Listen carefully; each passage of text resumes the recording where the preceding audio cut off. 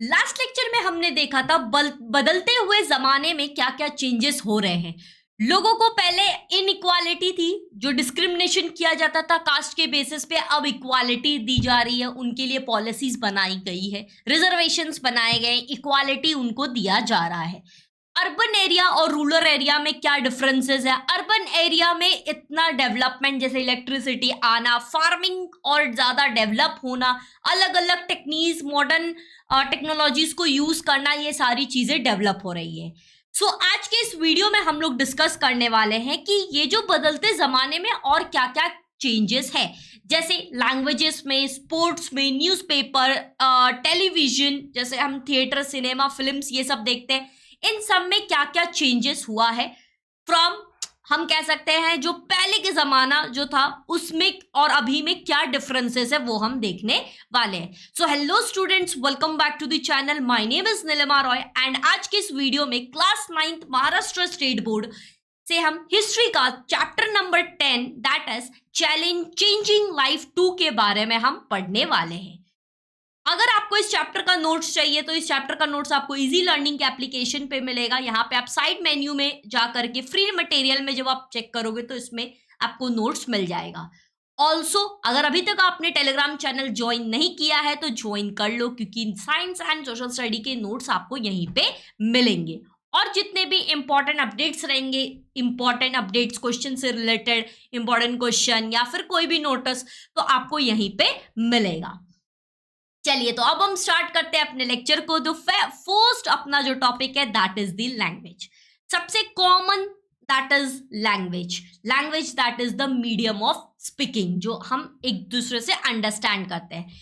हमारे कंट्री में कितनी स्टेट है और कितने यूनियन टेरिटरी है, आपको ये अभी वीडियो स्टॉप करके कमेंट में बताना है। प्लीज आंसर जरूर देना, आपको भी अच्छा लगेगा करेक्ट आंसर दे करके और मुझे भी अच्छा लगेगा कि आपने आंसर दिया है। तो वीडियो को यहीं पे रोक करके leave a comment of your answer. अब हम देखने वाले कितने लैंग्वेजेस बोली जाती है, कितने ऑफिशियल लैंग्वेजेस है हमारी इंडिया में। हिंदी, आसामीज, बंगाली, गुजराती, कन्नड़, कश्मीरी, मलयालम, मराठी, ओडिया, पंजाबी, संस्कृत, तमिल, तेलुगु, उर्दू, कोंकणी, मणिपुरी, नेपाली, सिंधी, ये सब ऑफिशियल लैंग्वेजेस है इंडिया का। बट जो मेन ऑफिशियल लैंग्वेज है इंडिया का that is Hindi and English. आप कभी भी देखते होगे जो हिंदी और इंग्लिश ये मेन माना जाता है इंडिया का लैंग्वेज। इंडिया का मीडियम ऑफ जो लैंग्वेज है वो क्या है? Hindi and English. हिंदी एक मीडियम ऑफ लैंग्वेज है। पहले के जमाने में जो मूवीज सबसे पहला बनना स्टार्ट हुआ था वो हुआ था हिंदी लैंग्वेजेस में। क्यों? क्योंकि हिंदी लैंग्वेज एक कॉमन लैंग्वेज है। फॉर एग्जाम्पल, अगर आपको मराठी आती है, मुझे भी मराठी आती है, तो हम दोनों मराठी में अंडरस्टैंड कर लेंगे। बट अगर मुझे गुजराती आती है, आपको मराठी आती है, तो हम एक दूसरे का लैंग्वेज नहीं अंडरस्टैंड कर पाएंगे। तो उसके लिए कॉमन लैंग्वेज हम क्या बोलते हैं? हिंदी बोलते हैं। जैसे अभी मैं हिंदी में पढ़ा रही हूँ, हिंदी में डिक्टेट कर रही हूँ, तो डिक्टेट कर रही हूँ तो दैट इज कि यहाँ पे अगर कोई गुजराती बच्चा भी होगा, कोई अगर मारवाड़ी बच्चा भी होगा, कोई बंगाली, मराठी कोई बच्चा होगा, तो उसको भी समझ में आएगा, उसकी भी मेरी बोली हुई बातें समझ में आएगी। क्यों? क्योंकि मैं कॉमन लैंग्वेजेस यूज कर रही हूँ, कॉमन लैंग्वेज में डिक्टेट कर रही हूँ, दैट इज हिंदी। तो हिंदी एंड इंग्लिश ये हमारी कंट्री का ऑफिशियल लैंग्वेज माना जाता है। जितनी भी मूवीज वगैरह रिलीज होती है वो ज्यादातर हिंदी में होती हैं। आजकल ट्रेंड चला है तमिल, तेलुगु, ये सब मूवीज जो है हर कोई लैंग्वेज उसका नहीं समझ पाता है, इसलिए वो मूवीज को जो तेलुगु और तमिल में बना है उसको क्या किया जाता है, जब उसका डबिंग हो जाता है हिंदी में तब जा करके हम उसको देखते हैं, क्योंकि हर किसी को तमिल और तेलुगु समझ में नहीं आता है, साउथ इंडियन लैंग्वेज नहीं समझ में आता है। तो कॉमन लैंग्वेज इसलिए हिंदी कहा गया है। ऑल्सो इंडिया में जो लैंग्वेज सबसे मेन लैंग्वेज आज की डेट में माना जा रहा है दैट इज इंग्लिश। जब से ये ग्लोबलाइजेशन हमारी कंट्री में आई है तब से इंग्लिश लैंग्वेज बहुत ही ज्यादा पॉपुलर हुआ है। ठीक है, ब्रिटिश के टाइम में तो ये था ही, बट ब्रिटिश के बाद, क्योंकि British they don't understand Hindi, ठीक है, तो इसलिए वो अपनी लैंग्वेज लाना चाहते थे इंडिया में, तो उन्होंने कॉमन अपनी लैंग्वेज दैट इज उनका जो इंग्लिश लैंग्वेज था, ब्रिटेन लैंग्वेज था, वो बोलना शुरू किए। तो लोगों को ज्यादातर समझ में नहीं आता था। ठीक है, तो जो उनको कहा जाता था फिरंगी जो कहा जाता था शब्द। सो इंग्लिश जब 1990 के बाद ग्लोबलाइजेशन आई थी, जब लोग ऑल ओवर दी वर्ल्ड में पढ़ने की वजह से, काम करने की वजह से, बिजनेस की वजह से, किसी भी पर्पज से बाहर अगर जाते हैं, आउट ऑफ कंट्री जाते हैं, किसी भी देश में जाते हैं, तो ऑल ओवर दी वर्ल्ड में जो कॉमन लैंग्वेज है वो कौन सी है? इंग्लिश है। हर कंट्री की अपनी एक लैंग्वेज होती है, हर कंट्री में इंग्लिश मेन लैंग्वेज नहीं होता है, हर कंट्री का लैंग्वेज हिंदी नहीं, इंग्लिश नहीं होता। जैसे हमारी कंट्री का लैंग्वेज हिंदी है, वैसे हर कंट्री का लैंग्वेज अलग अलग होता है। इटालियन में इटली में इटालियन लैंग्वेज बोला जाता है। तो दैट इज हर कंट्री का अपना एक लैंग्वेज है, बट जो कॉमन लैंग्वेज सभी के लिए है वो कौन सा है? इंग्लिश है। ठीक है, इंग्लिश लैंग्वेज लाइवलीहुड से ये बहुत ही ज्यादा पॉपुलर है, एंड आज की डेट में ये बहुत मोस्ट हम कह सकते हैं रेलिवेंट लैंग्वेज है, जो हर किसी को मेरे हिसाब से आनी चाहिए। क्योंकि आप नॉट ओनली कि अगर आपका एसेंट कैसा है, आप इंग्लिश में बोल रहे हो तो दैट इज कि आपके पास बहुत नॉलेज है इंग्लिश में, आप अगर बोल रहे हो तो ऑल गुड, ऐसा नहीं है, बट आपको आनी चाहिए। क्यों? क्योंकि समझने के लिए आना चाहिए। ठीक है, जितने भी लोग आज की डेट में मल्टीनेशनल कंपनीज वगैरह में जॉब करना चाहते हैं, तो उनको इंग्लिश लैंग्वेज उनके लिए मैंडेटरी हो गया है, क्योंकि वो मल्टीनेशनल कंपनी है, ग्लोबल कंपनी है, तो ग्लोबल में कॉमन लैंग्वेज भी तो होना चाहिए, दैट इज इंग्लिश है। ओके, तो इंग्लिश लैंग्वेज एक डोर ओपन करती है लोगों के लिए गुड अपॉर्चुनिटीज को हायर करने के लिए। Okay, so this is the language. चलो, नेक्स्ट टॉपिक है वो है अपना sports, that is sports. Pre independence period, independence period से पहले कुछ ही सेलेक्टिव गेम्स थे। लोग सिर्फ लाइक हॉकी एंड क्रिकेट, कुछ ही सेलेक्टिव गेम्स थे जो लोग जानते थे कि यही गेम्स होता है। बट धीरे धीरे चीजें बदली और जाके पता चला कि अब बहुत सारा गेम्स है, एक दो गेम्स ही नहीं है, बहुत सारे गेम्स है। So there is a popular person जिनका नाम है Geet Shetty. Geet Shetty achieved a global excellence in snooker. ऐसे टेबल पे बॉल्स होते हैं, उसको ऐसा स्टिक्स रहता है, उसको क्या कहते हैं, पुक करना रहता है, जो वो दूसरे बॉल में जाकर के ऐसे डेप्थ रहता है, उसमें जाकर के गिरता है, तो उसको हम लोग कहते हैं स्नूकर। स्नूकर ही ये बहुत ही एक्सीलेंस थे किसमें? स्नूकर में। इन्होंने नेशनल चैंपियनशिप ऑफ बिरलैंड फॉर द टीनेजर्स 15 इयर्स में इन्होंने नेशनल चैंपियनशिप विन किया था स्नूकर्स में। ठीक है, he won the amateurs billiards competition thrice, 3 time इन्होंने विन किया था बिलियर्ड का कंपटीशन। तो इसलिए इन्होंने चेंजेस लाया कौन से गेम्स में? That is the snooker, that is the snooker के फील्ड में। ओके, तो पहले के टाइम में बहुत ही सिलेक्टिव गेम खेला जाता था, बट धीरे धीरे जा करके कोई पॉपुलर लोग जो बहुत फेमस हुए गेम्स की वजह से, अलग अलग गेम्स में, उनकी वजह से चेंजेस हुआ हमारी कंट्रीज में भी। ओके, 1983 में देखा गया कि इंडियन टीम वन की थी world cup cricket. At that time the captaincy किनके हाथ में था? कपिल देव के हाथ में था। पहली बार 1983 में वर्ल्ड कप वन हुआ था, इंडिया ने वन किया था। Okay, in the same year Sunil Gavaskar, इन्होंने मैक्सिमम सेंचुरीज मारा था किसमें? टेस्ट सीरीज में।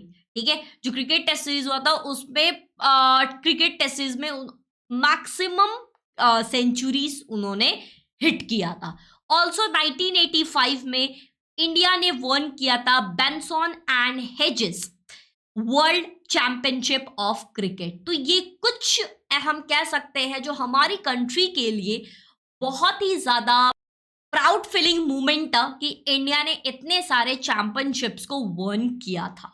तो ये है कुछ स्पोर्ट्स के बारे में। ऑल्सो अगर हम स्पोर्ट्स में देखें अलग फील्ड में, तो जैसे ओलंपिक्स में 2000 में कर्णम मलेश्वरी, इन्होंने वन किया था medal in the weightlifting में इन्होंने वन किया था।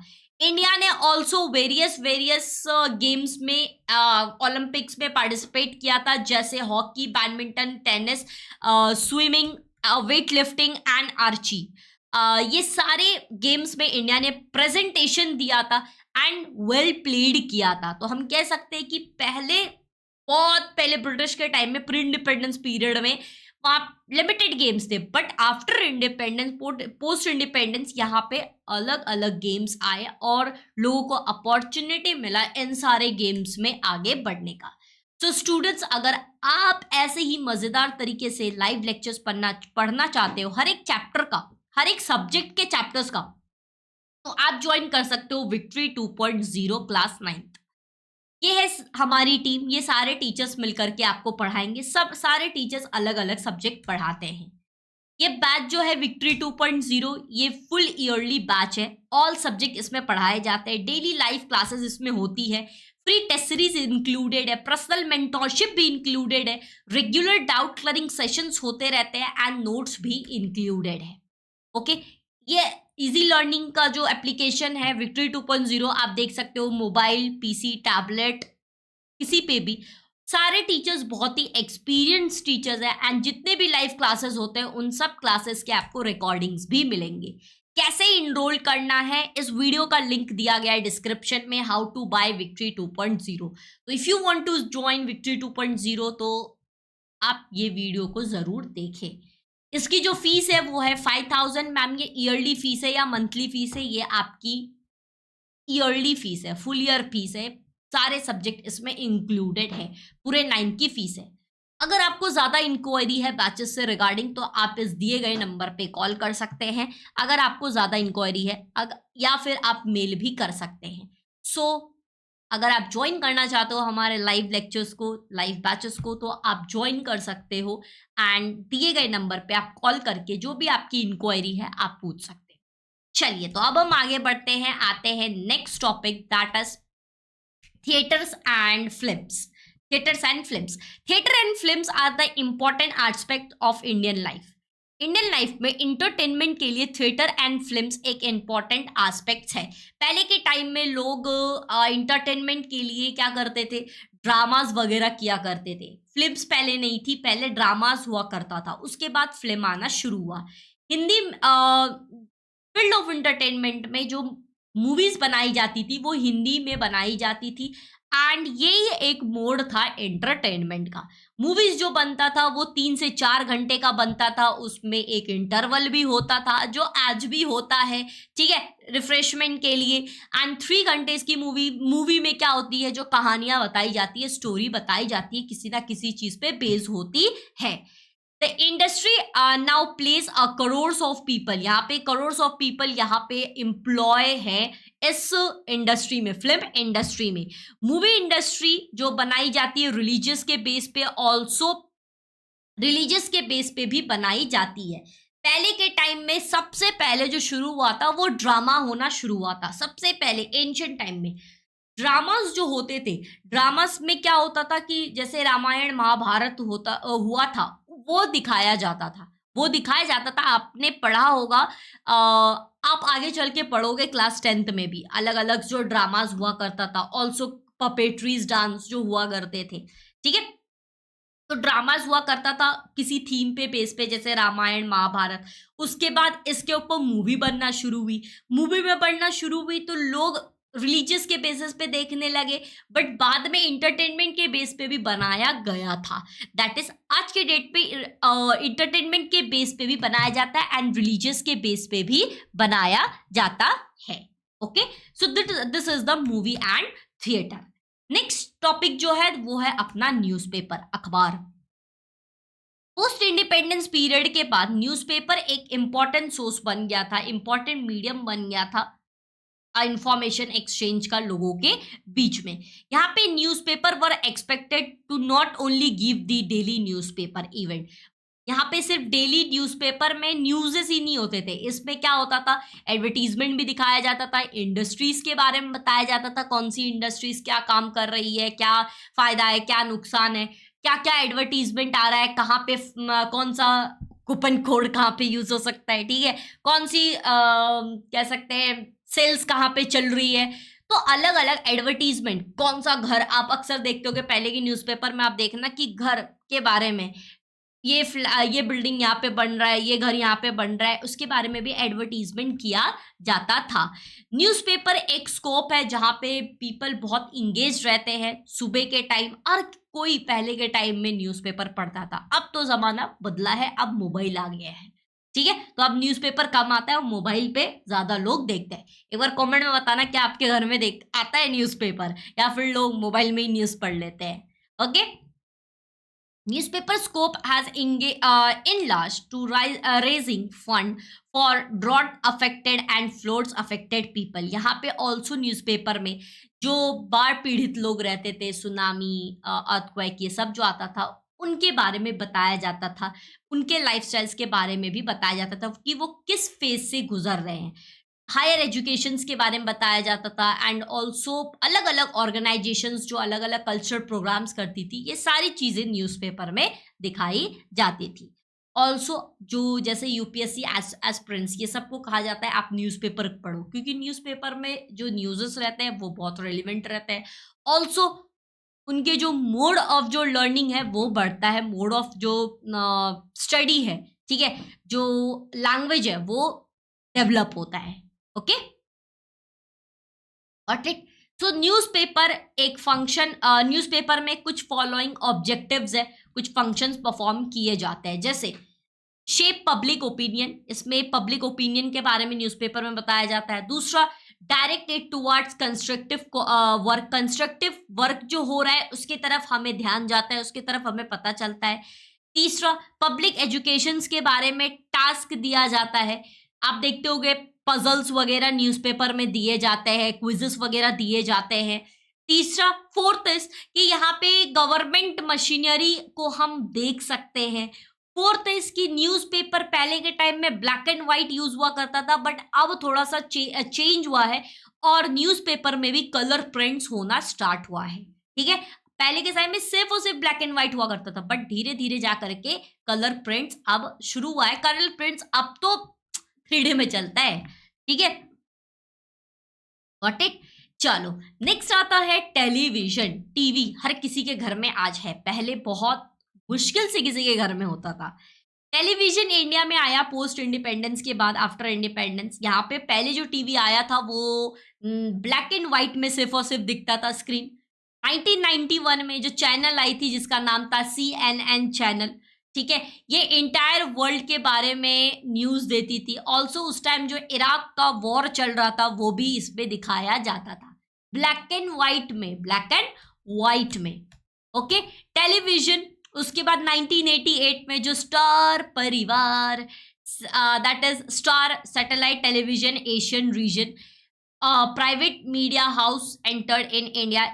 अब गवर्नमेंट से हट करके CNN गवर्नमेंट वाला हो गया। उसके बाद 1998 में प्राइवेट चैनल्स भी आने लगे, जैसे स्टार्स, ये प्राइवेट चैनल है, G+ प्राइवेट चैनल्स है, तो ये प्राइवेट चैनल्स भी एंटर करने लगे।